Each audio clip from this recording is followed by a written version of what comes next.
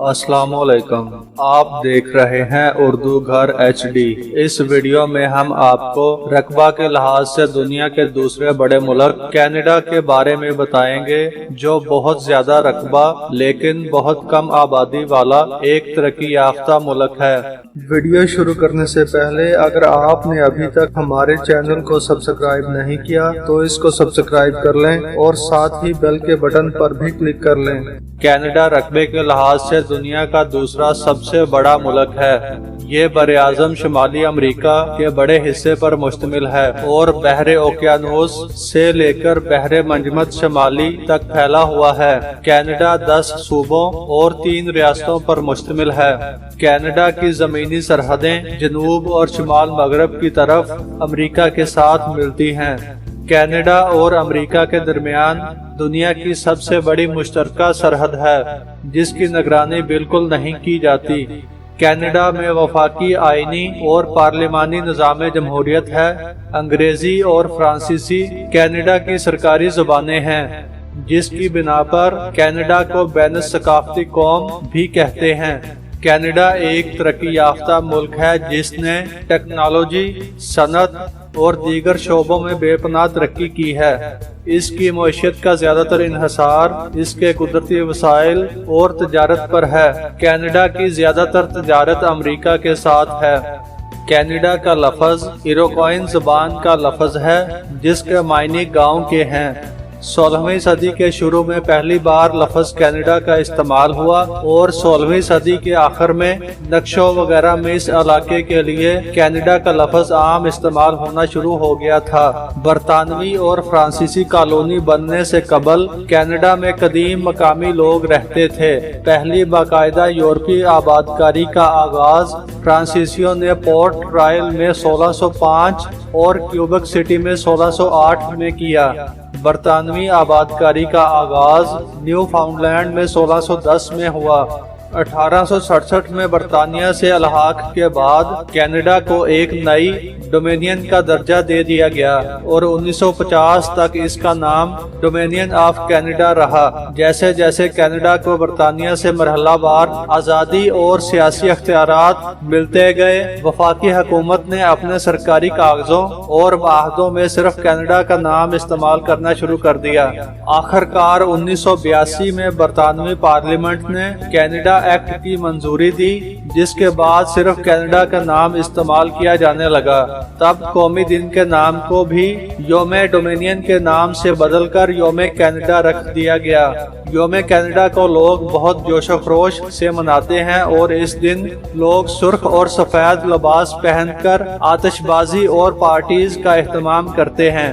اس طرح 1867 میں شروع ہونے والا آزادی کا عمل 1982 میں مکمل ہوا، لیکن برطانیہ کی ملکہ اب بھی کینیڈا کی سربراہ ہیں، جس کا نمائندہ کینیڈا کا گورنر جنرل ہوتا ہے۔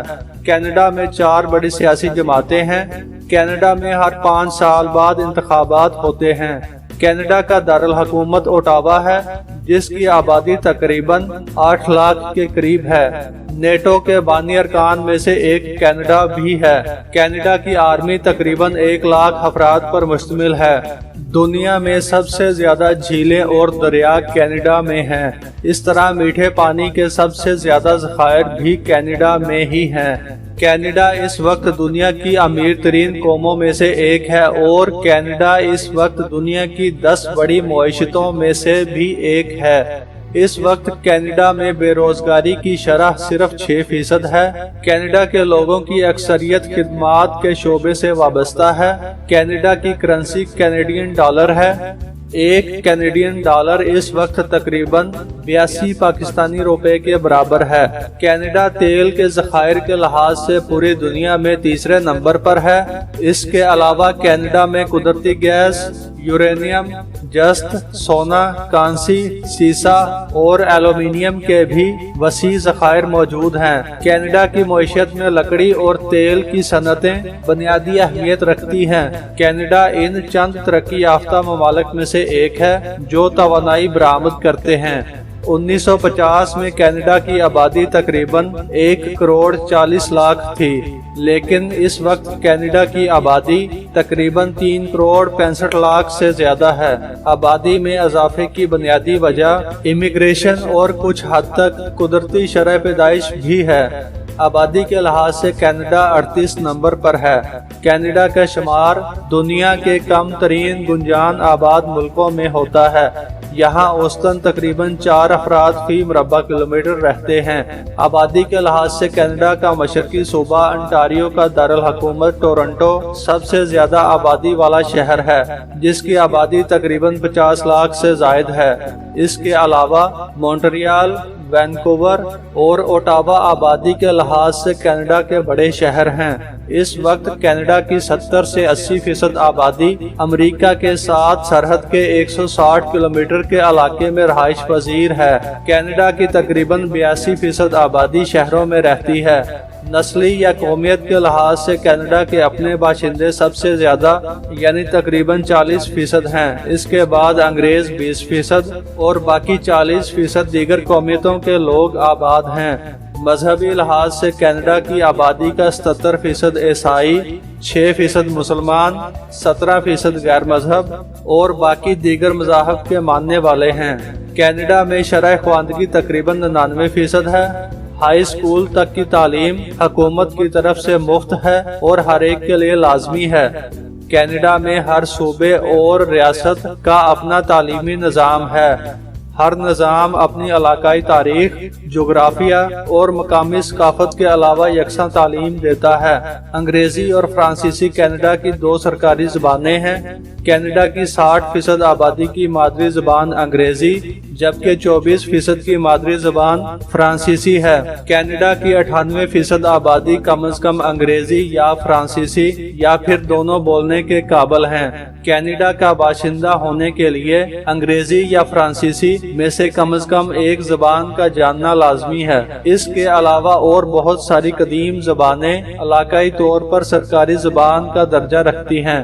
गैर सरकारी ज़बानें चीनी, इतालवी, जर्मन और पंजाबी बोलने वालों की तादाद भी 50 लाख के करीब है। अब बात करते हैं कुछ दिलचस्प हक़ाइक़ के बारे में। तालीमी लिहाज से कनाडा का शुमार दुनिया के सफ़े अव्वल के ममालिक में होता है। यहाँ की अक्सरियत के पास कॉलेज की डिग्री है। 1947 में कनाडा का अब तक का सबसे कम दर्जा हरारत -63 डिग्री सेंटीग्रेड रिकॉर्ड किया गया। दुनिया के तमाम ममालिक में वाक़या झीलों की कुल तादाद से ज्यादा झीलें कनाडा में वाक़या हैं। दुनिया में सबसे ज्यादा पनीर और मैक्रोनी का इस्तेमाल कनाडा में होता है। कनाडा के शुमाल मगरबी इलाकों में गाड़ियों की नंबर प्लेट पोलर बियर यानी कुतबी रीछ की शक्ल जैसी हैं।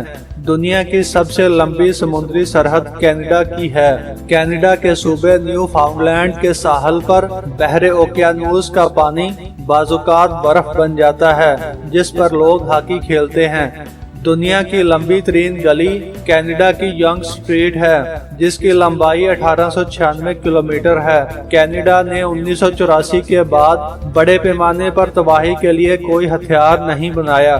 जंग अजीम दोइम में जापान के पर्ल हार्बर पर हमले के बाद कनाडा ने अमेरिका से पहले जापान के खिलाफ जंग का ऐलान कर दिया था। नेशनल जियोग्राफिक की एक रिपोर्ट के मुताबिक कनाडा के एक बड़े हिस्से में कशिशे शकल बाकी दुनिया की निस्बत कम है।